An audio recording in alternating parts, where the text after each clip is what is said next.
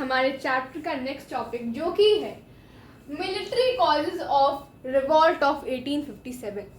तो हम सब जानते हैं कि ब्रिटिशर्स जो थे जब उनके खिलाफ 1857 का रिवॉल्ट हुआ तो उसके कई सारे कॉज थे। अब देख लेते हैं मिलिट्री कॉजेज क्या थे, मिलिट्री में क्या दिक्कत थी लोगों की, जो सिपोइज थे। तो जो इंडियन सिपोइज थे, सिपोइज में बेसिकली किसको बोलते हैं, ब्रिटिशर्स सिपोइज किसको बोलते थे, जो इंडिया के सोल्जर्स रहते थे उनको बोलते थे। तो जो सिपोइज थे, जो इंडियन सिपोइज थे, उनकी जो पेमेंट थी और जितनी चीज़ें जितना उनको अलाउंसेस थे, जितना उनको अलाउ किया जाता था किसी भी चीज़ के लिए, या फिर जो कंडीशन थी उनकी सर्विस की, जब वो जॉब पे जाते थे अपनी, तो जैसी उनकी कंडीशन रहती थी वो बहुत बुरी थी, वो बहुत ज़्यादा बुरी थी। जब पेमेंट की आप बात करो तो भले ही एक तरफ एक इंडियन सिपाही है, एक तरफ एक ब्रिटिश या फिर यूरोपियन आप बोल लो, एक तरफ एक यूरोपियन सोल्जर है, एक इंडियन सोल्जर है, तो भले ही दोनों एक ही काम कर रहे हैं, भले ही दोनों की जो पोस्ट है कि भले ही दोनों जो एक ही काम कर रहे हैं, लेकिन जो यूरोपियन है उसकी पेमेंट ज़्यादा रहेगी इन कंपैरिजन ऑफ इंडियन। तो उनको जितना पेड किया जाता था वो ब्रिटिशर्स से बहुत कम था, और उनकी जो चांसेस थे प्रमोशन के वो भी बहुत लिमिटेड थे, बहुत कम थे। उनको तो हाई पोस्ट तक पहुंचने भी नहीं दिया जाता था इनफैक्ट, और उनको बहुत ह्यूमिलिएट किया जाता था।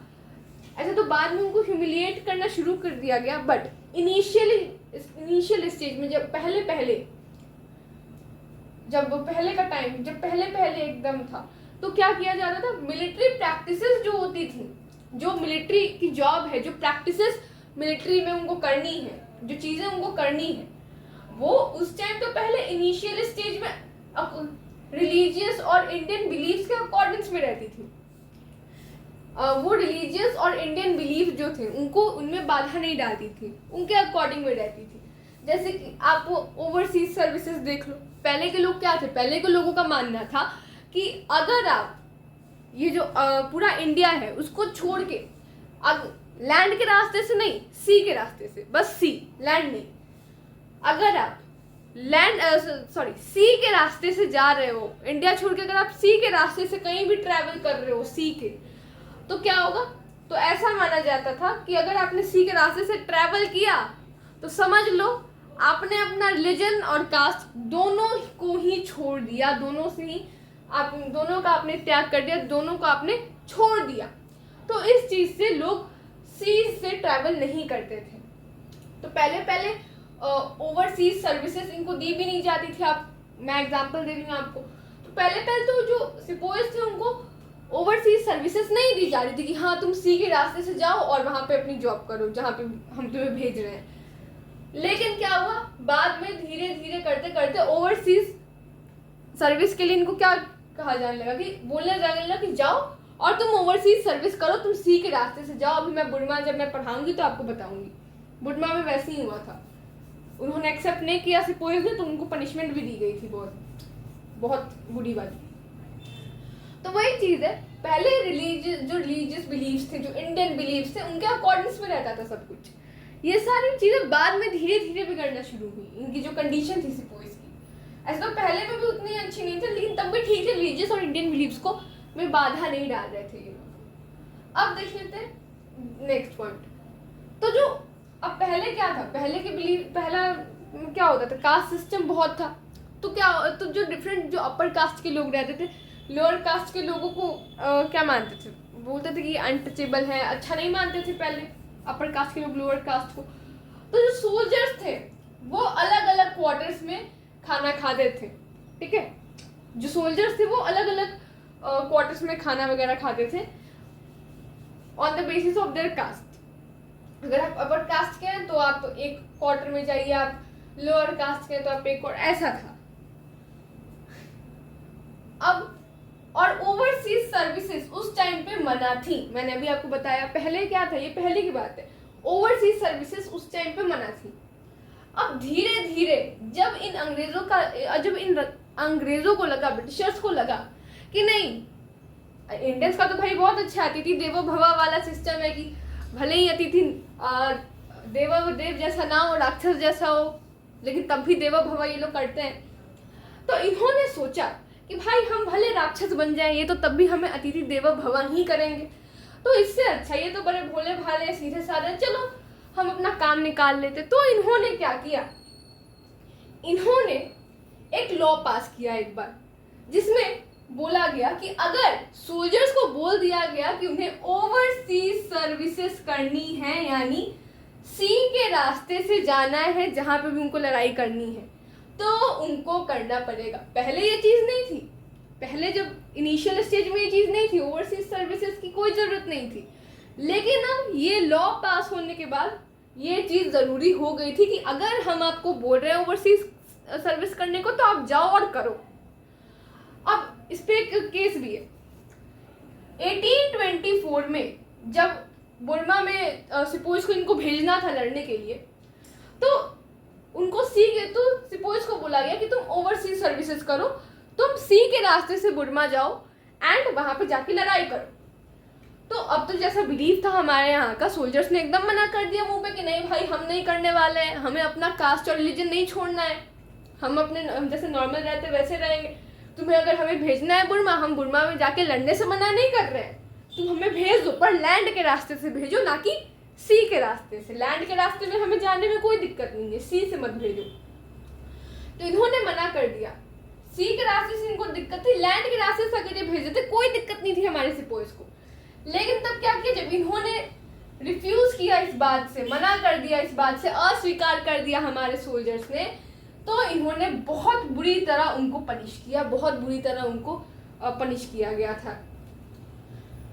फिर ये चीज देखते हुए क्या किया गया, 1856 में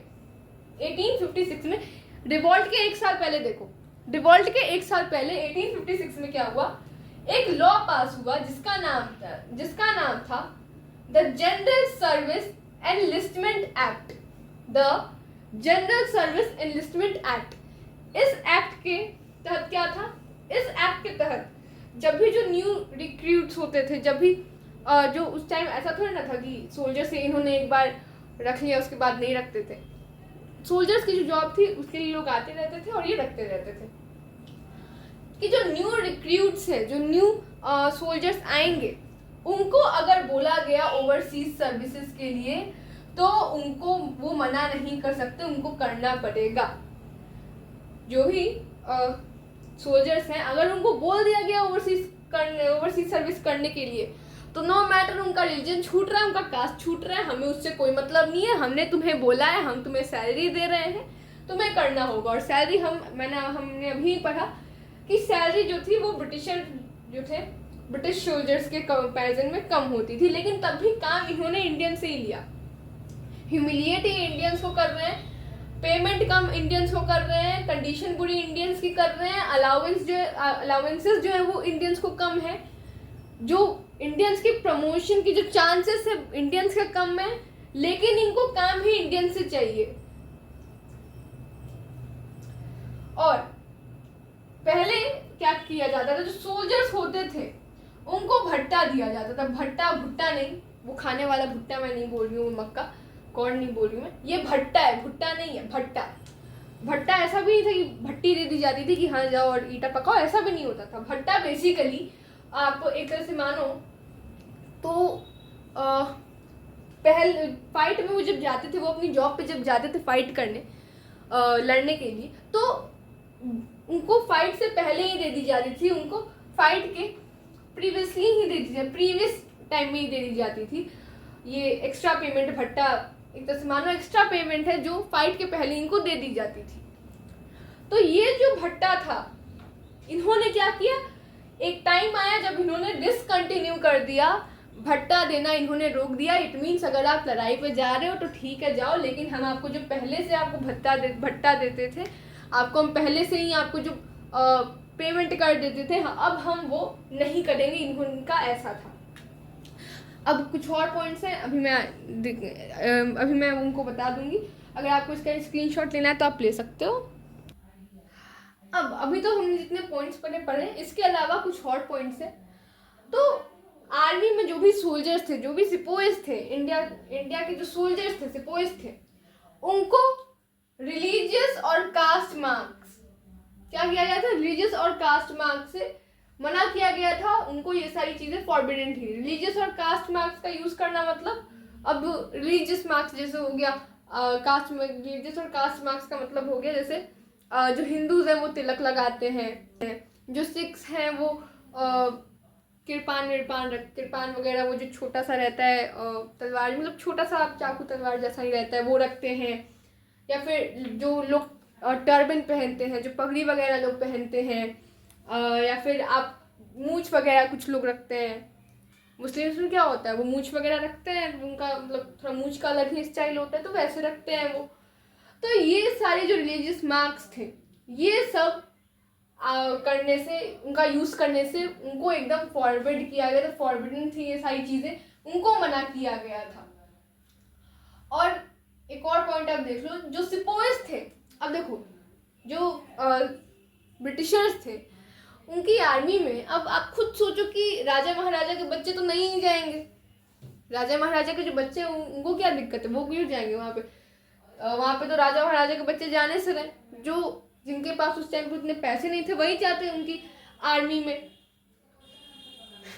तो जो सिपोइस थे, वो मैक्सिमम जो सिपोइस थे, इंडियन सिपोइस थे, वो कैसी फैमिली से आते थे? पेजेंट फैमिली से आते थे, यानी जो किसान की फैमिली थी उससे आते थे। अब क्योंकि मैंने आपको बताया लैंड रेवेन्यू, इन सारी चीज़ों पे क्या था, किसानों पे बहुत टैक्स लग रहा था, किसानों की जो हालत थी वो बहुत बुरी थी। तो भाई घर में अगर कोई परेशान है, तो अगर मानो आपके घर में कोई परेशान है और आपका वो बहुत सगा है, आपका बहुत अपना है, तो आपको भी तो बुरा लगेगा ना कि हाँ भाई मेरा अपना परेशान है। तो ऐसे जो सिपोइस थे उनको भी बुरा लग रहा था, उनको भी दुख हो रहा था कि यार हमारे फैमिली वाले इन ब्रिटिशर्स के चलते हम तो भाई परेशान है ही हैं। ओवरसीज सर्विसेज के लिए भेज दिया जा रहा है, कभी कुछ कर दिया जा रहा है, हमारी जो पेमेंट है वो अच्छी नहीं है, जो चांसेस है प्रमोशन के वो अच्छे नहीं हैं, जो हमें जितनी भी चीज़ें अलाउ की जाती है वो अच्छी नहीं है। लेकिन हमारे तक तो ठीक था यार, हमारी फैमिली को भी ये नहीं बख्श रहे हैं लैंड रेवेन्यू डाल के। तो एक इस चीज़ से इनको दुख हुआ। लास्ट पॉइंट है हमारा अनेक्सेशन ऑफ अवध। जब अवध पे ब्रिटिशर्स ने अटैक किया और उसको क्या किया, अपने कब्जे में कर लिया। उस टाइम पर क्या था, कंपनी की आर्मी में उस टाइम पर 75,000 सोल्जर्स अवध के ही थे। जिस जगह को इन्होंने कैप्चर किया, और कैप्चर किया तो ऐसा थोड़ी ना कि बहुत अच्छे से इन्होंने रखा होगा। जब सारी जगह की बुरी कंडीशन की है तो अवध को कहाँ छोड़ा होगा, अवध की भी बुरी कंडीशन की होगी। एंड इन्होंने अवध को कैप्चर करा, और जबकि उनकी आर्मी, उनकी कंपनी की आर्मी में 75,000 सोल्जर्स अवध के ही थे।